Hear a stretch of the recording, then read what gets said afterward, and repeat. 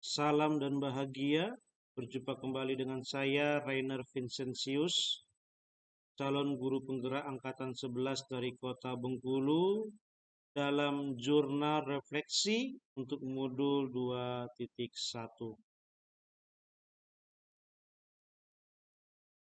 Peristiwa atau fact yang saya alami saat mempelajari modul 2.1 adalah sebelum mengikuti pendidikan guru penggerak, saya sudah mengenal atau mendengarkan istilah diferensiasi dari teman-teman saya yang sebelumnya sudah mengikuti guru penggerak.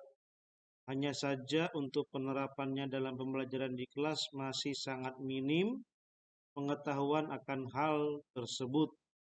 Saya pernah melakukan pembelajaran berdiferensiasi terhadap murid, tetapi saya masih sangat ragu apakah hal itu sudah sesuai dengan yang seharusnya. Setelah mempelajari beberapa topik di PMM dan mengikuti pelatihan guru penggerak, terkhususnya dari modul 2.1, saya semakin memahami bahwa perlakuan adil terhadap murid dalam pembelajaran itu tidak berarti semua murid diperlakukan sama. Saya perlu memahami kebutuhan belajar masing-masing murid di kelas agar mereka dapat menerima pembelajaran yang sesuai dengan kebutuhannya. Untuk memenuhi kebutuhan tersebut, saya perlu menerapkan pembelajaran berdiferensiasi, yaitu supaya menyesuaikan proses pembelajaran untuk memenuhi kebutuhan belajar individu murid. Dalam hal ini ada 3 aspek yang perlu saya perhatikan, yaitu kesiapan belajar murid, minat belajar murid, dan profil belajar murid.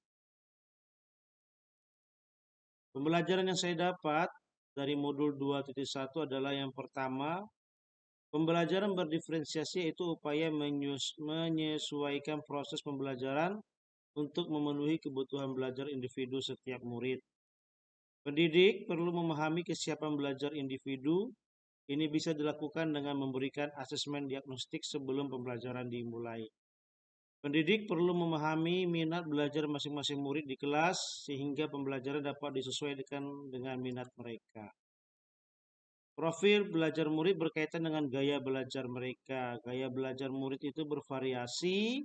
Ada yang suka belajar dalam kelas, ada juga yang lebih suka belajar di luar kelas.